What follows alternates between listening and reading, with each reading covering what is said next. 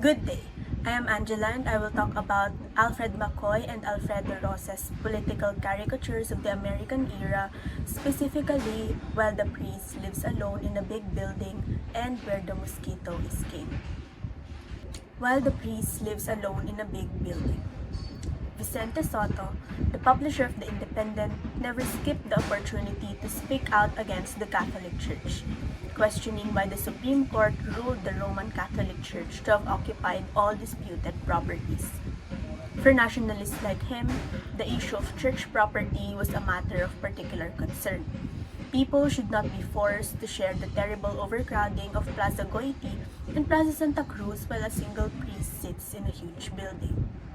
In 1906, the Philippine Supreme Court concluded that the Roman Catholic Church was legitimately in possession of the disputed assets, depriving the Aglipayan Church of the parish churches it had taken soon after the Revolution.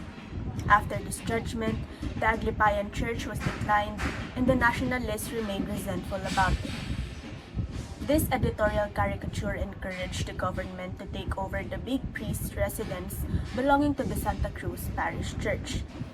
As illustrated in the cartoon, the land was initially purchased by the church from Alejandro Roses in the mid-19th century, whose ancestors became Manila Times publishers. And while Santa Cruz Church still exists, the controversial parish house became a branch of Phil Trust, a church-owned bank. The caricature showed how people were living roughly while the Roman Catholic Church owned big lands. It can also be clear how resources were being used at the time. They might have used it more efficiently to provide better space for people. It is without a doubt that the building was too big for the priest.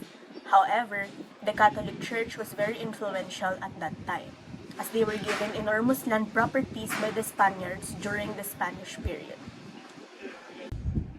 Where the Mosquito is King. Manila, which was built on a swamp surrounded by streams and ponds, became a natural breeding site for mosquitoes.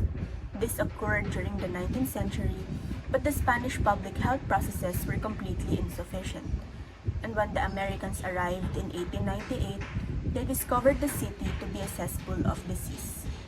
During the early decades of their rule, Americans achieved significant breakthroughs in managing the epidemic based on their Caribbean expertise in tropical health. The Board of Health handed over millions of doses of quinine and eradicated mosquito breeding sites by filling in standing water holes or spraying them with petroleum. The Board of Health also controlled tropical diseases such as malaria, smallpox, cholera, and plague by applying public health standards arbitrarily. In the same time period, the development of sewers and sanitary waterworks, along with an activist public health program, helped Manila conquer malaria and it became a colonial success story. Houses in swampy areas were relocated and the lowland was filled. However, by 1920, while the Board of Health was resting on its laurels, mosquito control quality had deteriorated drastically. Under Governor General Francis Harrison's Philippinization program, the Board of Health was handed over to Filipino civil workers who did not handle the public health programs with the same efficiency. And with this incident, the Philippine Free Press editorial remarked, "Manila, the Pearl of the Orient, the best governed city in the Far East, the newfound Garden of Eden. What's happened to this city anyway? Aforetime, a mosquito was almost as rare as the dodo, but now there are mosquitoes everywhere."